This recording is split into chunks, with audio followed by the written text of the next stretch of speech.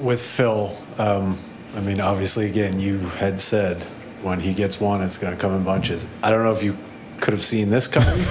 No, I didn't see this coming. But it's got to be enjoyable. I'd love to tell you, absolutely, I saw it coming, but no. Listen, he's a talented player, and I knew it would. Once he got one, that more would come. I didn't think it'd be 4 in a row, and we're certainly happy it's 4 in a row, and he's getting rewarded for all his hard work and all the things that he's done over the 2 months that we've been involved in this. And obviously his confidence is at an all-time high, and he's starting to do the other things he's going to need to do to be the complete player that he should be. When you consider this 10-game segment 8-1-1, do you think that your team and your guys are starting to believe that they should be considered an upper echelon team in the Eastern Conference now? I don't know. It's a good question. I don't think of it in those terms. Obviously, I know people, in your profession do, and I would too if I was sitting where you were. But we just think about, coming here daily and getting better, and a lot. We've built some momentum here, and. It was funny, we were at the pregame skate today, and it felt different than some of our other pregame skates. We don't have a lot of them, but it felt different. There was enthusiasm. And winning does that. But what also does that is you can't lie to yourself, and hard work feels good.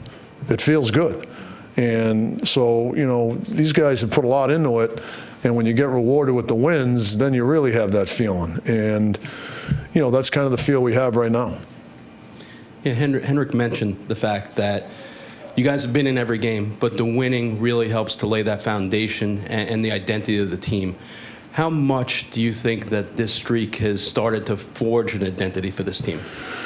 Well, I think you can see it in the way games are ending now when we're up by a goal as opposed to 2.5 weeks ago when it was Heart Attack Central. And, there's a calmness. There's obviously it's nerve-wracking for most people when it's 2-1 and their goalie's pulled, and you got their guy. You got Ben and Sagan and the rest of the crew out there. You're holding your breath, but there was a calmness to us, and I think because we've built towards that over the last week and a half. I think there's a confidence of, okay, we've done that, okay, now we're going to do it again, and that's how this works. Coach, at the quarter pole of the season, essentially, you have a lot of young kids on the roster who all seem to be really performing well. What's impressed you most about each of them and their way their games are translating to the NHL level? Well, number one, how hard they work. They're coachable. They want to get better. A lot of that comes from, Hank and Stalzy and Zabinajad and Zook, and Kreider and Hayes. And we got guys that have been here a while, even though those guys, Kreider and Hayes, may not be older. They've been here. And, those guys have worked hard, and that's how this works, and it's easy for a coach and a coaching staff to ask them to do those things and demand them to do these things when the older players are doing it.